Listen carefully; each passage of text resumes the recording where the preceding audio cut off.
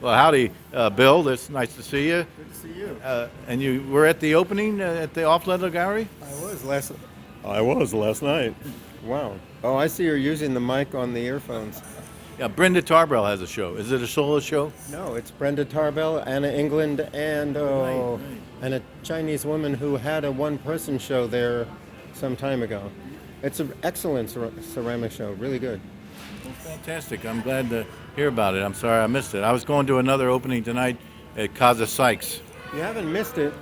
I mean, it's but with the ceramics conference in town, there must be close to 100 exhibitions, ceramics exhibitions in town.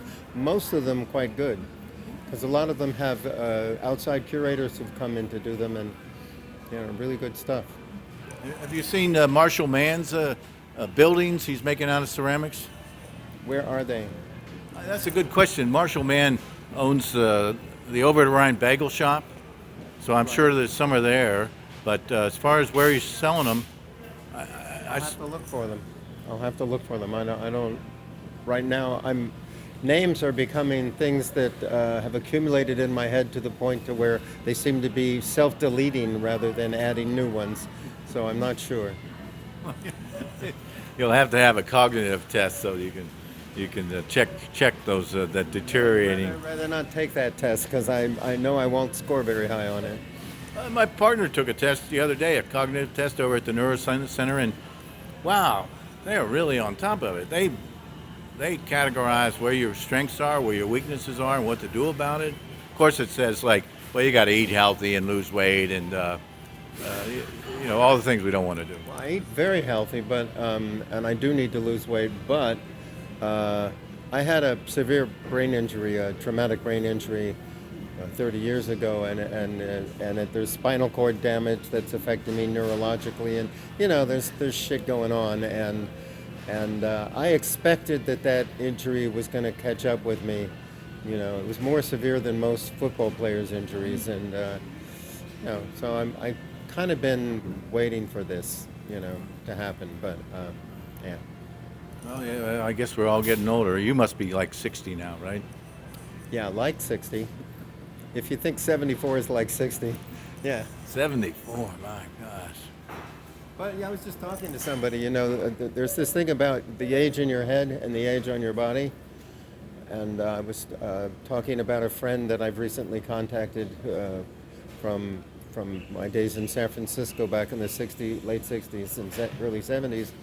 And we were boyfriend and girlfriend. She's had children and grandchildren, and I feel as though she's probably somewhere close to her age, and I've never had either of those. So there's a large chunk of me that's still kind of a teenage boy, or a young man. Maybe my age in my head is like early 20s or something, which is way too young for someone my age, as old as I am.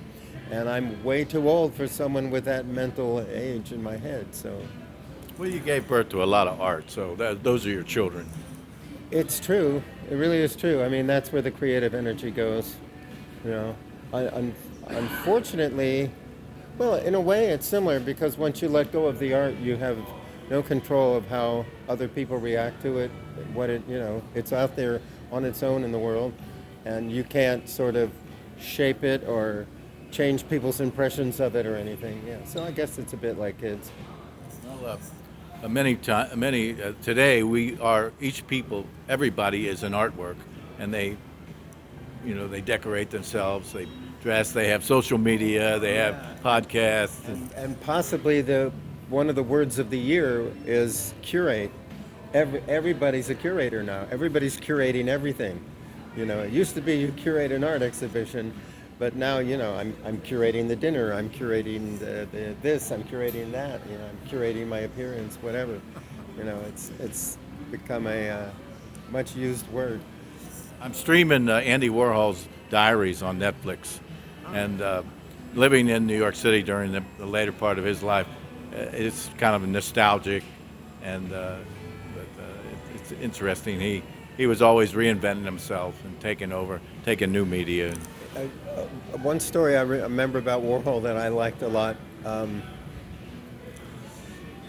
he used to stay home when all the openings were happening, stay in the factory when all the openings were happening, but he would send Warhol lookalikes to all the openings.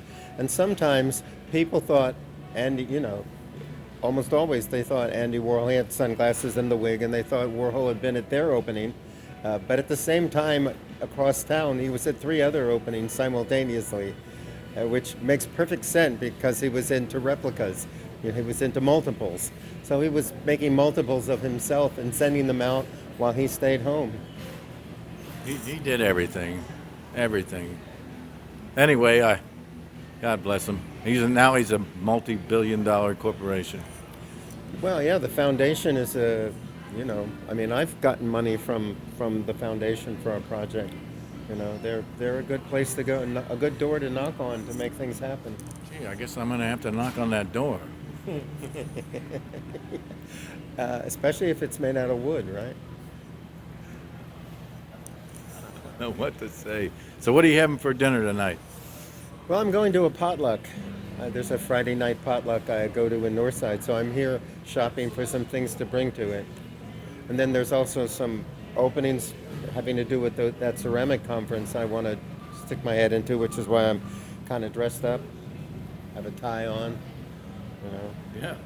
You're the man in black today. I don't have a Warhol. I have a little Keith Haring button. All right. Well, Keith was right in there with him. Yeah. Keith and John Michel, but spot. So I love your makeshift. What's your, These little earphones sticking out have a. It's high tech, all right. There's They no have a doubt about vaguely it. erotic quality. If I must say so myself. Anyway, nice to see you guys. Yeah. Yeah, thank you. Everybody watching in. And watching in, is that a term? I don't know. Thank you, Bill. Thank you.